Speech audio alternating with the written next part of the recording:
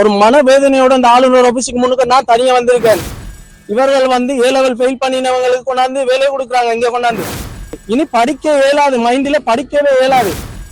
இளைஞர் டிகிரியை யாரும் நம்பி யாரும் யூனிவர்சிட்டிக்கு போகாதீங்க. मेल्टॉल विश्वसनीय सहाय.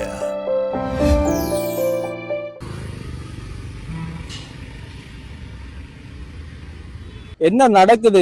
நான் ஒரு டிகிரி ஹோல்டர், இந்த ஒரு கௌரவமான உடுப்பையும் போட்டு இந்த டிகிரியை முடிச்சிட்டு நான் இன்றைக்கு இந்த மாங்காய் வியாபாரம் செஞ்சுட்டு திரியிறேன். நான் ஒரு மனவேதனையோட அந்த ஆளுநர் ஆபீஸுக்கு முன்னுக்கு நான் தனியா வந்திருக்கேன். இந்த வேலையில பட்டதாரிகள் சங்கமா சேர்ந்து நான் வரல, எனக்கு வேலை வேணும்.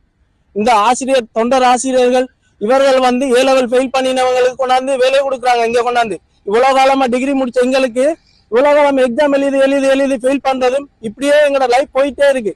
இது வரைக்கும் வேலை இல்லை. ஒவ்வொரு தரம் 2000 பேருக்கு வேலை கோல் பண்றாங்க, 2 பேருக்கு வேலை கொடுக்குறாங்க. அப்ப நாங்க இப்படியே எக்ஸாம் எழுதிட்டு இப்படியே போறதானே? 7-8 வருஷம் டிகிரி முடிச்ச எனக்கும் போன வருஷம் டிகிரி முடிச்ச அதுகளுக்கும் ஒன்றா சேர்ந்து எக்ஸாம் வச்சா யார் பாஸ் பண்றது?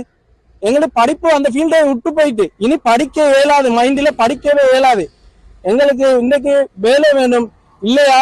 நான் இனி இந்த கௌரவமான இந்த உடுப்பையும் போட்டு இந்த டிகிரியும் கொண்டு நான் ரோடு நீட்டுக்கும் வியாபாரம் செஞ்சு தெரிய போறேன். இனி எந்த ஒரு காலத்திலையும் இளைஞர் டிகிரியை யாரும் நம்பி யாரும் யூனிவர்சிட்டிக்கு போகாதீங்க.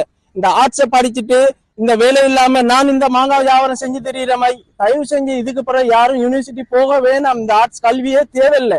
தயவு செஞ்சு இனி அரசாங்கம் எனக்கு தயவு செஞ்சு இந்த டிகிரி முடிச்ச எனக்கு இந்த கௌரவமான இந்த டிகிரியை முடிச்ச எனக்கு தயவு செஞ்சு எனக்கு ஒரு வேலையை ஒண்ணு தாங்கன்னு சொல்லித்தான் இந்த ஆளுநர் ஆபீஸ் முன்னுக்கு நான் வந்து நிக்கிறேன். அந்த தீங்கு விளைவிக்கும் பாக்டீரியாக்களை ஒழிக்கும் என மருத்துவ மற்றும் விஞ்ஞான ரீதியாக உறுதிப்படுத்தப்பட்டுள்ளது.